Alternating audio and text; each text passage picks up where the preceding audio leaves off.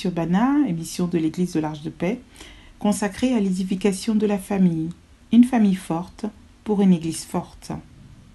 Aujourd'hui, nous allons aborder le thème « La vigilance ».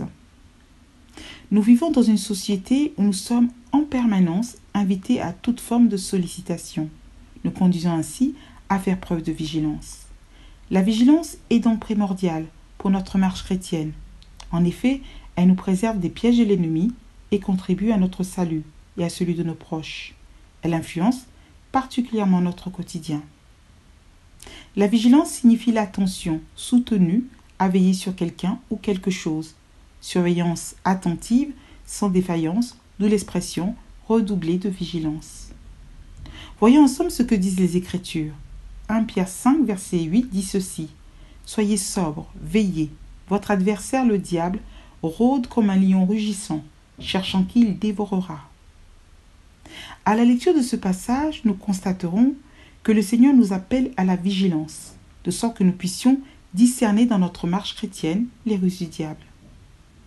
Comment assurer notre vigilance dans un monde où nous sommes perpétuellement sollicités? Voyons ensemble 3 points. Premier point, être à l'écoute et obéir aux instructions que le Seigneur nous donne, quand bien même nous ne comprenons pas toute la portée du message, surtout quand nous sommes en danger. Prenons l'exemple de la femme de Lot, dans Genèse 19, versets 15 à 26. Bien que les anges de l'Éternel viennent secourir sa famille, afin de les épargner de la mort, elle ne porte pas attention au message délivré par l'ange. Verset 17, l'un d'eux dit « Sauve-toi pour ta vie, ne regarde pas derrière toi et ne t'arrête pas dans toute la plaine. » Elle ne considère pas cette instruction et donc ne la respecte pas, ce qui lui coûtera la vie. Le verset 26 l'atteste. La femme de Lot regarda en arrière et elle devint une statue de sel. L'attachement à cette ville lui a fait perdre le salut. En effet, ici, Sodome et Gomorrhe représentent le monde et le paroxysme de la débauche. Se retourner signifie l'attachement à ce monde. Bien souvent, nous sommes passés à côté de la voie de Dieu à cause de la convoitise et des distractions de ce monde. Deuxième point, faire preuve de discernement afin de ne pas tomber dans les ruses du diable. Autrement dit, nous devons nous exercer à la prudence si nous voulons veiller sur nous-mêmes et nos proches, tout comme cette femme prostituée dans 1 Roi 3, versets 16 à 27, lorsqu'elle découvre que son fils est mort. En effet, elle s'est assurée de savoir s'il s'agissait bien de son enfant. Alors 2 femmes prostituées vinrent chez le roi. Le matin, je me suis levée pour allaiter mon fils, et voici il était mort. Je l'ai regardé attentivement le matin, et voici ce n'était pas mon fils que j'avais enfanté. L'adverbe « attentivement » témoigne de la vigilance dont elle a su faire preuve.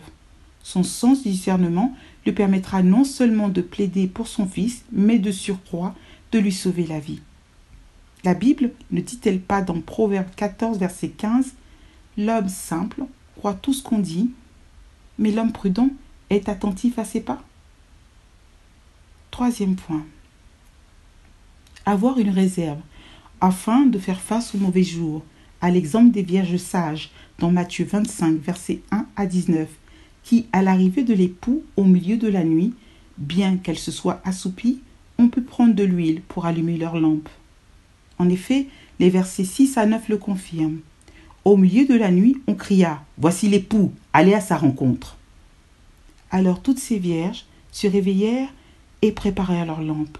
Les folles dirent aux sages « Donnez-nous de votre huile, car nos lampes s'éteignent. » Les sages répondirent « Non, il n'y en aura pas assez pour nous et pour vous. Allez plutôt chez ceux qui en vendent et en achetez-en pour vous. » La nuit représente ici les mauvais jours.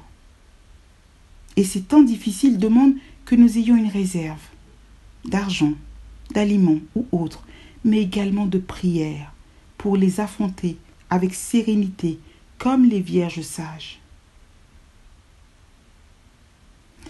En ces temps de trouble, soyons donc des femmes vigilantes, afin de ne pas manquer le retour du Seigneur. Veillez donc, puisque vous ne savez ni le jour ni l'heure. Matthieu 25, verset 13. Merci de votre écoute. Que Dieu vous bénisse et à très bientôt pour un prochain numéro sur Bana.